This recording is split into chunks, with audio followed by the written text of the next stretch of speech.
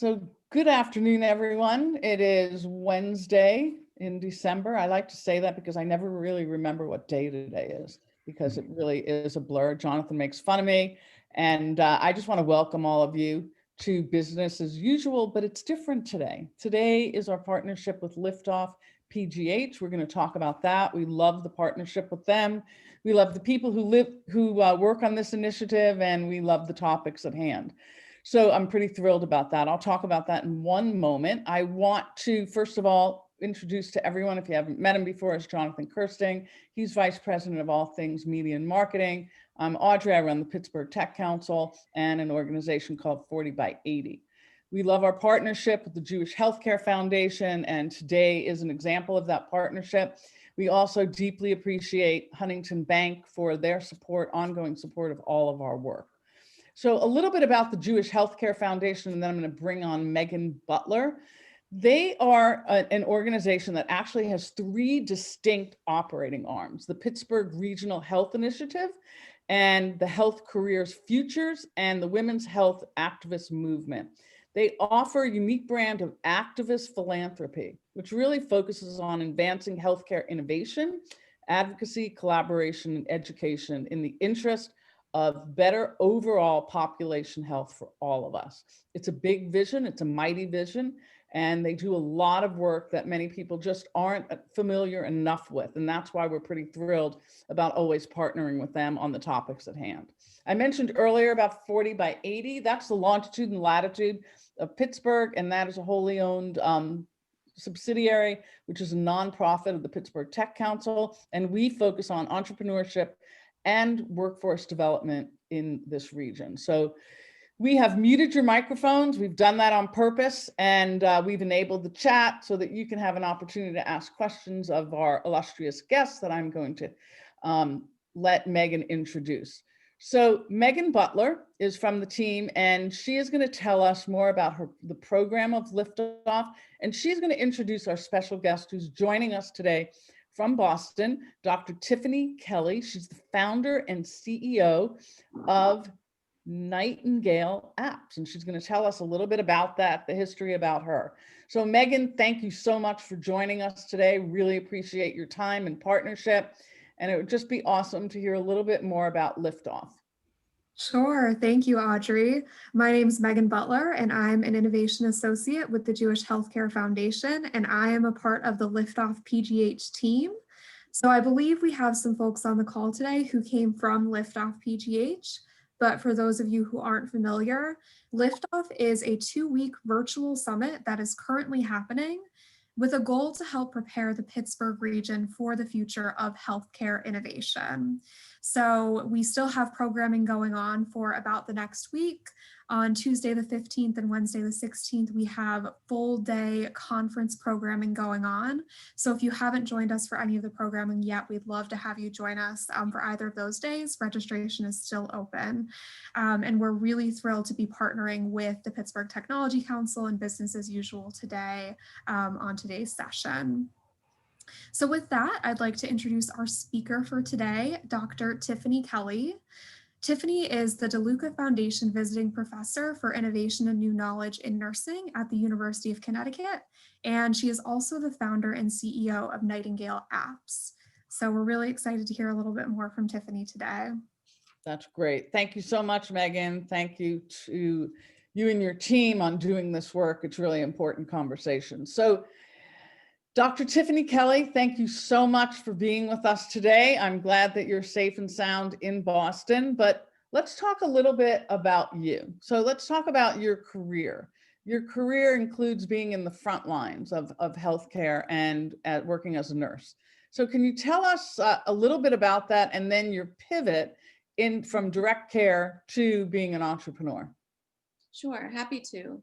I am a nurse of 20 years as of last June, and couldn't wait to become a nurse. I went to Georgetown University School of Nursing, and my first nursing job was at Children's National Medical Center. Very quickly, I saw that there were challenges that healthcare professionals and nurses are faced with on a daily basis. At the time, I thought it was just where I was working. So I ended up becoming a travel nurse and working in San Diego at Rady Children's Hospital for 6 months and then Boston Children's Hospital as a travel nurse for about 2 years. I share that with you because at that point I had 3 experiences at large academic, well-known medical centers and was still running into system failures, in the sense that the things that I was trying to do for my patients were constantly fraught with roadblocks or barriers that I had to work through. So I transitioned away from the bedside to really understand what's going on at a system level within healthcare when I went to pursue my master's degree in nursing administration and MBA. In doing that, I also had a career change into informatics and working on the electronic health record project at Boston Children's Hospital. That introduced me not only to informatics, health IT, but also to the systems at play.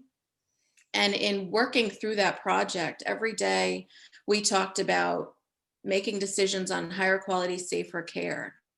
And everyone was on board with that, and we strived for that.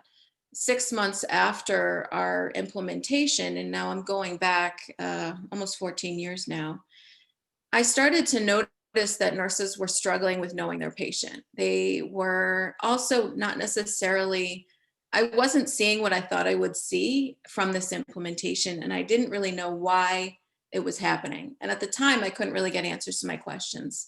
So that led me to pursue a PhD at Duke University to really understand how is health IT, quality and safety working together. And if you think about the timing of that, I started in 2008 before the HITECH Act came out, but well before most of the nation was on electronic health records. So my dissertation focused on what does it mean to know the patient from a nurse's perspective, but also what's happening as we transition from paper-based records into electronic records. Now I say that today, and most organizations have already made that shift, but I felt it was important to capture what's going on in the day-to-day experiences of nurses. So I conducted interviews and observations and document reviews.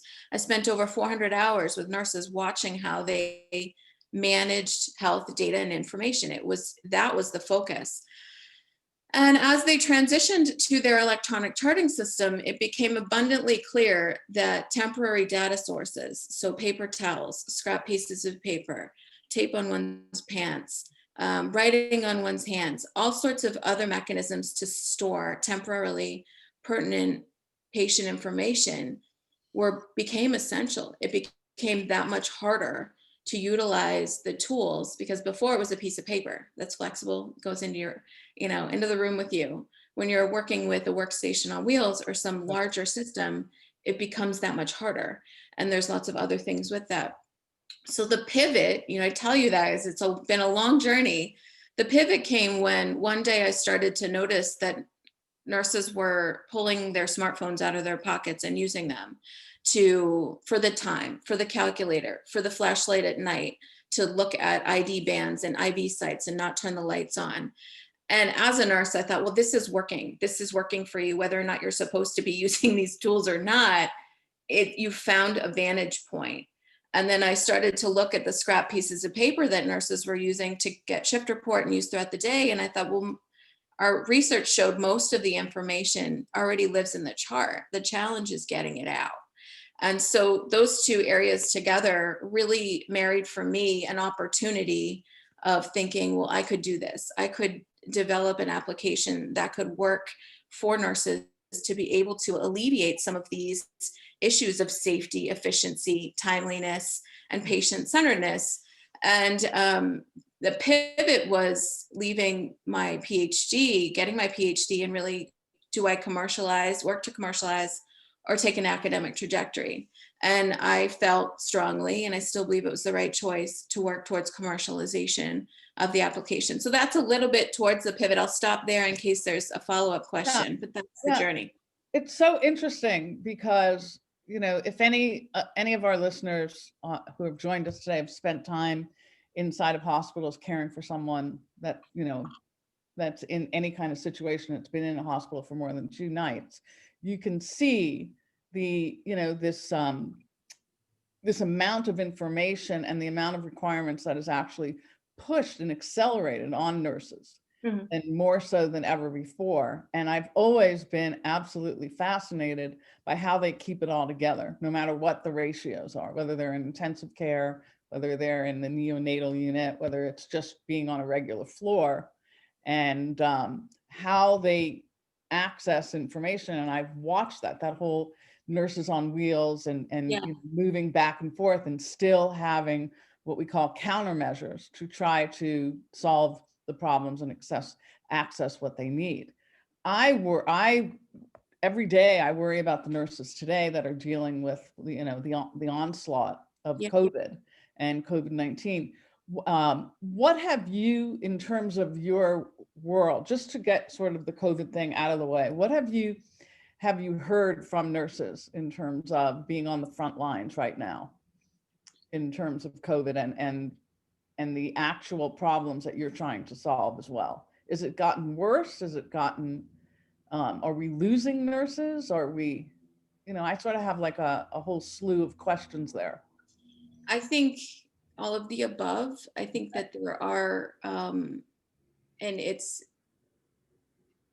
yes, there are nurses that are leaving the profession.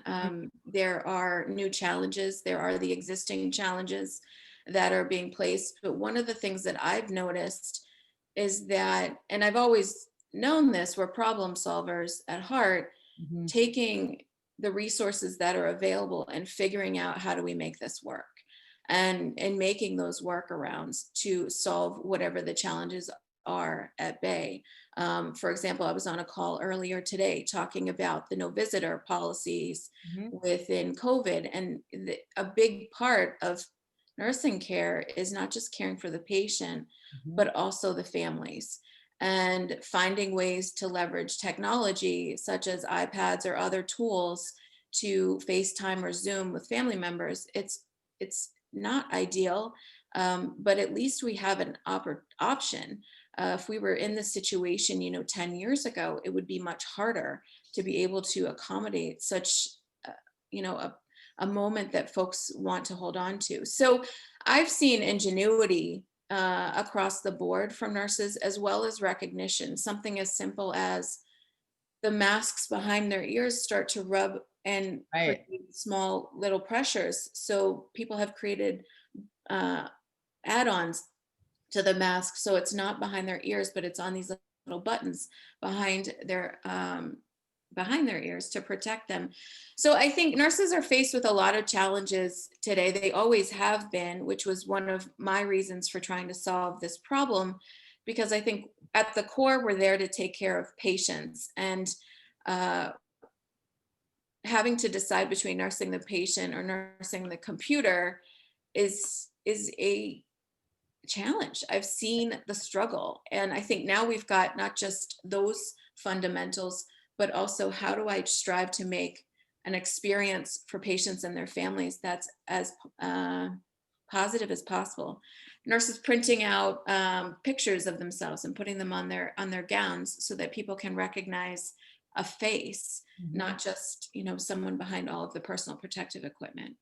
So I think it's a little bit of everything, but I do see that we're recognizing as a profession that we're capable of changing and making change in the light of what's available to us. So it had to be quite a pivot for you from being on the front line and working directly with patients to really saying, okay, now I want to work on something systemic, right? Do you miss being on the front line? I could see how it looks like a big change and pivot. I think the steps have been gradual for me in working at the on the electronic health record project at Boston Children's Hospital. What that did for me was I got to work with people I would have never met otherwise, working on my patient care unit. And it helped me understand the interdependencies of everyone's role, as well as some of the challenges that are faced and where people fit in the puzzle. So I really actually enjoy systems level work, because I think that we can't give the best possible care if we don't have the systems in place to be able to support that. I am a nurse, but I depend on the resources and the infrastructure of the organization in which I work, and the processes and culture, in order for me to give the best care. So for me, I've enjoyed it. I enjoy looking at data and information problems and thinking about how do we solve this for what's happening at the moment in time, and helping other nurses and healthcare professionals do the same. That's awesome. That's awesome. Thank you. So let's talk about your company. Let's just jump in and start talking about Nightingale Apps. It focuses on, all the things that you just talked about: accuracy, efficiency, and patient information. So so tell us about it. Give us your sales pitch and tell us where you are in the journey. Yeah. So as I mentioned, I happened to notice that the temporary data sources were a core, the lifeline of the nurse. And that is something that I was told in interviews. And looking at those scrap pieces of paper that I would use myself, I started to think about what is the core functions of this tool? Why is this helping you, and how are you using it? And I spent a lot of time analyzing what's the core elements that are in here. How are you using it? When would you be seeking information? And how do you need to use that information? And I think Know My Patient is the name of the app, because essentially, as I mentioned, nurses will say everything I need to know about my patient is on that sheet of paper. So it's not just replicating the piece of paper in an electronic form, but rather systematically delivering the same information to nurses regardless of their experience level. And to get a little academic to tie it in, research shows that to deliver individualized quality care, nurses need to know their patients. But Know My Patient, or knowing the patient, has been discussed as an expert level nursing practice. My argument is, but every patient deserves to be known by the nurse. So we can't create this barrier whether you're a first-year nurse or a 20-year nurse. So how do we give you the same information that you need across caregivers? If you're rewriting something over and over again, there's risk for error, omission, not intentionally, but how do we create that mechanism so that you've got a tool, a systematic tool that gives you what you need to be successful, not only getting shift report, but getting stopped in the hallway and being asked questions of, does Johnny have any allergies? Or, have my test results come back yet? These inefficiencies that are sort of existing today have an opportunity to be reduced and allow more time and energy for patient care. So the application is a bidirectional interface system available on a mobile device, because nurses need something that can fit in their pocket, designed to give them the information that they need based on core elements of what would be asked over the course of a shift. So it's amazing because their mobile technology is really like an extension of themselves. Yes. These days, right? I mean, to me, they're just tethered. Yeah. So they're working inside these systems already. And I think what you're saying is there's still inefficiencies that exist as they're tethered to what did you call it? The mobile, their little workstation on wheels. Yeah, the station on wheels, right. So there's still things that are missing. Yes. And so those of us who've spent time in hospitals over the last couple of years, which I have, just because of caring for other people, I've actually always thought that has all the information that they need. And you're saying, no, they do a lot of countermeasures to make sure that they can grasp the information that they need to be more effective. And Nightingale Apps actually allows that to be even more efficient and effective, if I understand you correctly. Yes, and I'll elaborate a little bit further on 2 points. The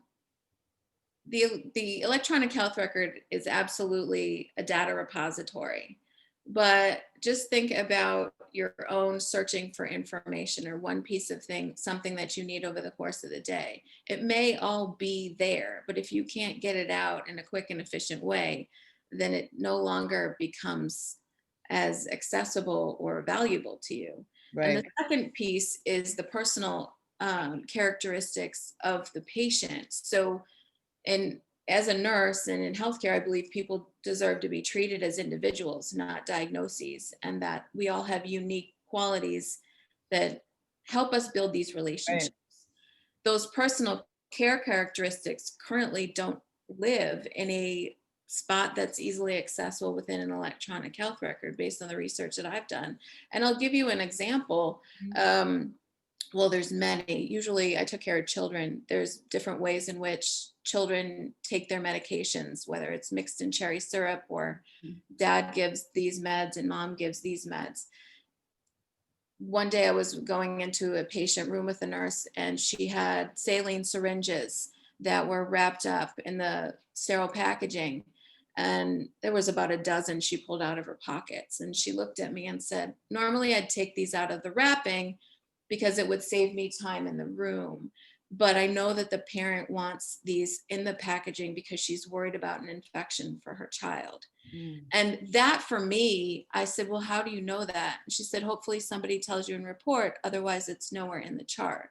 And so the downstream of something like that becomes a lack of trust. And then, this breakdown of relationships. And for us to truly know our patients, there needs to be a way to summarize that information. So those are a couple ways to think about it. Right. So that's the nuances of Yeah. the relationships. Yeah, that's a great example. So where are you in the journey of this? Can we actually, is there a link to your apps? Is there anything that we can take a peek at? Where are you in terms of app development? Our app, we have our beta version developed, and we're working at this current moment in time to secure clients that we could pilot test the application with. I've been watching the infrastructure development over the last few years based off of moving from a focus on electronic health records now to interoperability and data exchange. And so the timing is right for us to explore bringing this into facilities and starting to test it out for effectiveness and even refine it even more. So there's a question, Jonathan, from Ellie Gordon that I think transcends everyone that's working and trying to get customers that maybe you can help us with, Tiffany. Absolutely. First, Ellie, thanks you for joining us today.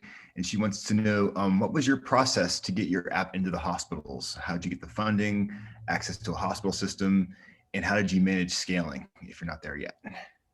Okay, well, those are some good questions. Well, as I mentioned, we're not quite in the hospitals yet, but hopefully soon. In terms of funding, I've been self-funding this journey myself to date, and that's its own discussion around entrepreneurship and startup to scale. I've been taking it from day one, looking at how do we maximize the use of the dollars that are available and applying for non-equity dilution funding sources. There's lots of other opportunities as well. If you're thinking about your own ideas and how do I secure funding from small grant programs, there's a lot more today than there were 7 years ago, as well as accelerator programs. There's several different accelerator programs, Techstars, Master Challenge, Dream It, many others that I haven't mentioned that are good places to try to scale your idea. In terms of access to hospitals, I think it's a matter of, calling upon relationships that you've had or know, or looking for people that are also looking to bring change. It's a big,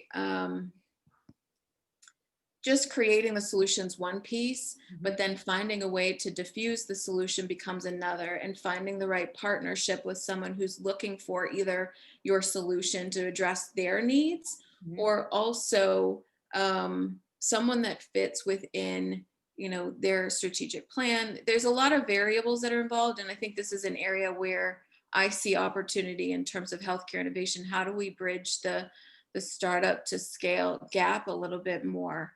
Let's see, did I answer most of the questions here? We haven't yet gotten to scale, so I will be happy to answer that when we get to that point. Great. So I want to pack in 2 questions here before we, get sort of to the end of our conversation. Sure. You work in education, specifically, as you mentioned, in the health innovation at the University of Connecticut. How do we get more students and support students who are interested in working in health innovation? And then the second piece of that is, what advice do you have for women who are actually working in healthcare? And many there are many women that are working in nursing and in healthcare related, to get interested in entrepreneurship as well. So there's two pieces to that. So from the first question, how do we get more students interested? The approach that I think about every day is there are problems all around us, right? If we think about healthcare, there's problems everywhere, and we all have the ability to uncover them. We all know the things that we don't like, that don't feel right, that we fixate on and get frustrated by. That's usually a good clue that there's something there that needs to be solved. But how to get students interested in, well, I spend a lot of time, we've built in curriculum across all degree programs so that students are exposed to what is innovation. And I, at the very beginning, use bringing positive change to healthcare as a starting place. So often people think it's just about technology, and it can be a whole lot more. It could be a whole new process or service. So bringing new students in, I think, is giving them the mindset and having them think about, when you encounter a problem, it's not just about identifying it. How could you bring your expertise and skills in to solve for it? What is it that you know better than anybody else that's going to help the millions of other people that are affected by this challenge? And with that comes, I don't know if it's permission or confidence or both, right? I think people get a little nervous. I'm not this, or I'm not that, or I haven't gotten this yet, or I haven't gotten that yet. And if you look through history, it's not necessarily based off of a list of items on your resume. It's about how well do you know the problem, and how resourceful have you been to try to solve for it. So I think I'm grateful at the University of Connecticut that we have such an ecosystem and focus on innovation. And that's essential. You know, as you were talking about some of the barriers that people encounter, that's essential to be successful, but really encouraging people to think about how could we do things differently. And like these last 9 months have been perfect for that. To make sure I address your second question about women working in healthcare and encouraging entrepreneurship. You know, I get asked the question sometimes of what is it like to be a female entrepreneur? And I've never really focused on the fact that I'm a female. I've focused on what I know and the expertise that I have and the interests that I have. And I happen to be a female. And so I share that because I think that's important for anyone to think about it. It's my decisions, I don't think, are being made based off of my gender. They're being made off of the science, the opportunities, and the challenges at hand. So for other women that are thinking about, I've got this idea for something, but I don't know if I can do it, or I don't see many other women doing this, that maybe you're the one to take the next step. Maybe you're the one to break down the next barrier. And that's the way I always look at things now, because you have to, if you've got that knowledge and expertise, take the chance. And entrepreneurship sometimes gets stuck on the money side of things and about trying to make money. And that wasn't at all what got me interested in this. It was, I don't like seeing nurses struggle, and I don't like that this is what's happening. So how can I solve this problem? So entrepreneurship really is about making an impact, a positive impact, and solving a problem for the people that are facing it. You know, they're desperately looking for someone to help them.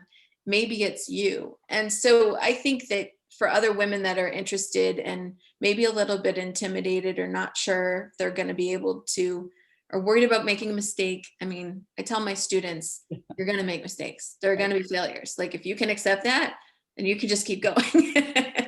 And making that mindset change. So often in nursing, we try to remove error, right? We have to, for we're taking care of patients, we have to make sure we don't make a mistake. But when you're creating something new for society, it's going to have some messy parts to it. So your mindset needs to be a little bit different. I would say go for it. I grew up in a household where I was told I could do whatever I set my mind to. And I think, you know, if that's helpful to somebody else, you know, keep that in mind as you're trying to solve whatever it is that we desperately need to help our take care. You made a great example there when you talked about, so you're in a precision role I mean, the Yeah. role of a nurse has a lot of precision. And yet when we talk about entrepreneurship, it is messy, and you fail and you fail and you fail and you stand up and you fail again. So I really appreciate you sharing that. It does take, a significant mindset to understand that messiness is inherent to the process. Yeah, it's like a roller coaster ride at times too, where you're having a great day and then the next day it's not so great. And you have to figure out, okay, this is part of it. How do I calibrate my expectations so that the roller coaster just feels like the small kiddie ride and not the one from Six Flags? And that takes time, but I think knowing that others struggle as well, I think it's such an isolating experience. Yes. And there's some oftentimes things you can't share or don't want to share. And being able to say there's going to be failures. You have to know when you can't really make a lot of failures, but there's a lot of room for testing at the beginning and working to get it right.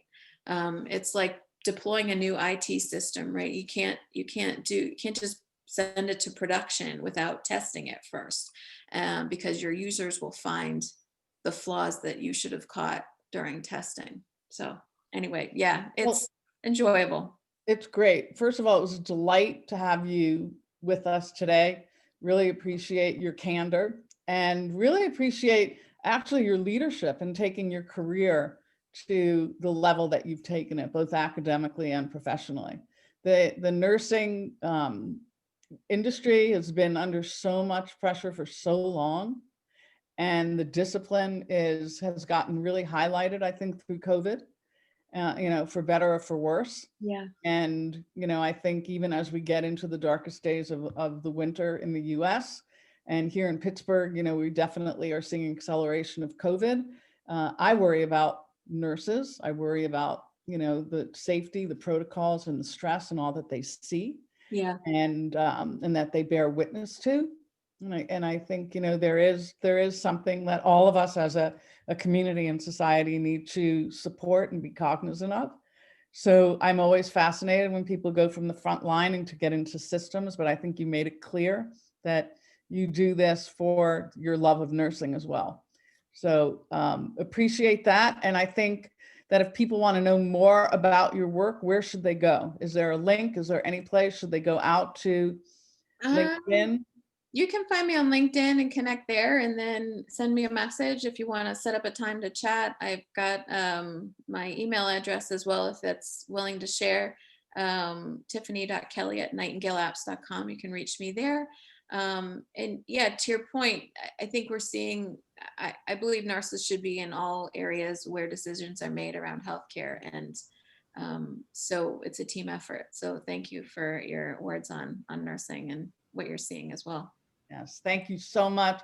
Thank you, Megan Butler. Thank you for being with us. Thank you for Liftoff PGH and for the work that you're doing to make sure that all of these issues get highlighted, as well as opportunities for innovation and collaboration. So, Jonathan, what do we have in store for tomorrow? Well, tomorrow, really excited. We have Dr. Amesh Adalia, who's the senior scholar at Johns Hopkins Center for Health Security, talking about what's going to happen with the rollout of the new vaccine once that gets underway, kind of manage our expectations and give us some insight as to what we can expect moving forward. Should be a great business as usual. Wow, that's awesome. Maybe Dr. Kelley, you might want to join us for that one. Yeah, that looks great. Yeah, that's great. Thank you again to the folks and the team at Megan Butler and the team for Liftoff PGH, and for the Jewish Healthcare Foundation for their belief in our partnership. Really appreciate that. And we will see all of you tomorrow. Please stay safe. Signing off for now. Thanks again.